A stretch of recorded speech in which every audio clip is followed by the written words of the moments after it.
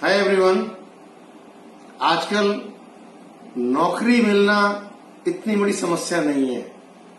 समस्या आती है नौकरी मिलने के बाद। जॉब ढूंढना, जॉब सर्च करना, ये अलग प्रक्रिया है।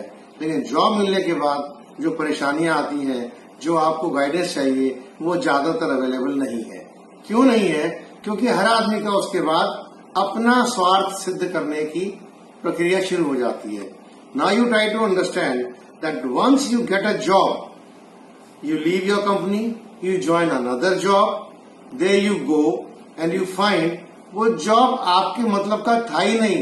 आपने एक जॉब से रिजाइन करा, यहाँ पर ज्वाइन करा, एक पर्टिकुलर प्रक्रिया के बाद, जॉब इंटरव्यू के बाद, सेटलमेंट के बाद, और आने के बाद आपको पता लगा कि वो जॉब आपके लिए था ही नहीं।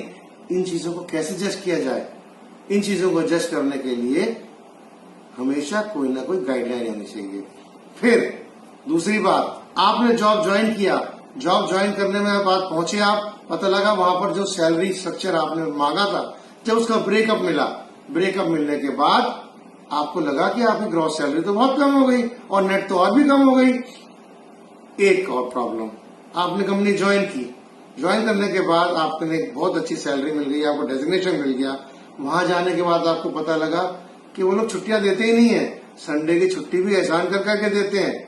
कहने को प्रोफेशनल कंसर्न्स है, लेकिन they are run by dollars. Now इन सब चीजों को फेस करने के लिए आप तैयार नहीं है, आपको बहुत तगड़ा झटका लगता है, आपका कैरियर ब्रेक हो जाता है, then you are on square one again. Remember, the name of the book is the job shift. इस बुक के अंदर आपको जितने भी मेरे जीवन में या मेरे दोस्तों के जीवन में एपिसोड्स आए हैं, इवेंट्स आए हैं, जिसके अंदर जॉब छोड़ते हुए, जॉब नया जॉब पकड़ते हुए, इन ट्रांजिट, बहुत सी चीजें, वो सब स्टोरीज के रूप में आपको डिफरेंट नेम्स है। Obviously names have been changed and they have been given in forms of small cases, small stories, so that they become interesting to you.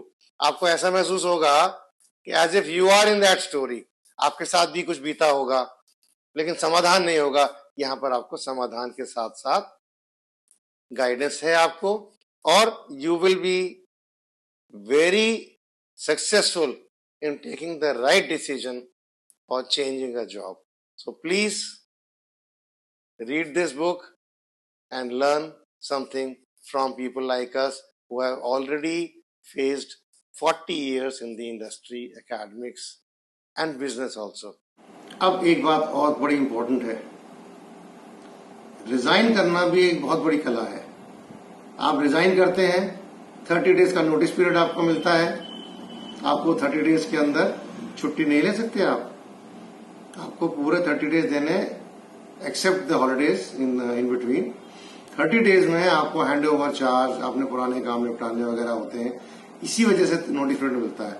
अब कई बार क्वेश्चंस आते हैं, साहब मुझे अगली कंपनी ने कहा है कि तुरंत ज्वाइन करना है। भाई तो अपना नोटिस पीरियड की पे उनको सबमिट करिए, इसमें रोना किस बात का है? एक एडवांटेज, दूसरी डिसएडवांटेज।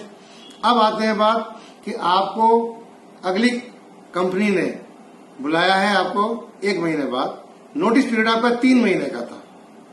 अब यहां बड़ा कैच है, यहां भी आपको एक बहुत बड़ी गाइडेंस होनी चाहिए कि आप उस कंपनी से नेगोशिएट करें कि वो आपको 1 या 2 महीने का नोटिस पीरियड दे, या उसको जितनी अर्जेंसी है आपके लिए उतनी आपको भी है, तो आप 1 मंथ पूरा करिए।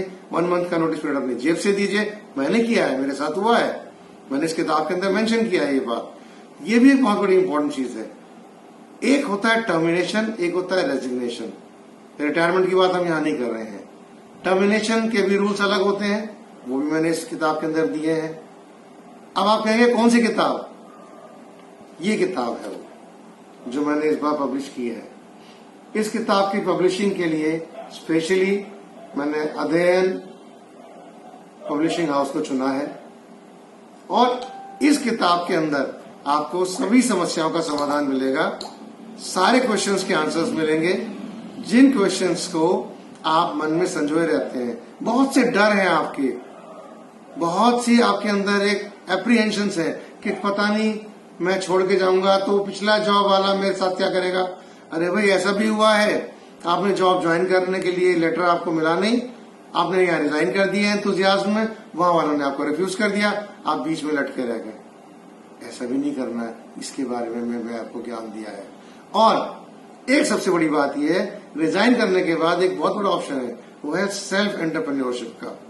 इसमें एक चैप्टर पूरा सेल्फ एंटरप्रेन्योरशिप के ऊपर भी मैंने दिया है कि आपको किन परिस्थितियों में सेल्फ एंटरप्रेन्योरशिप करनी है या नहीं करनी है।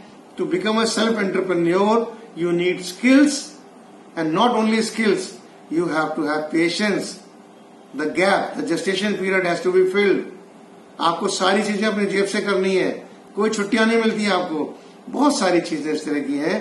तो इस प्रकार से इस बुक के लिए मैंने अपना 40 इयर्स का एक्सपीरियंस इन इंडस्ट्री आपको दिया है। आपको आशा करता हूं काम आएगा। Please purchase this book and you have the link under the screen. Thank you so much.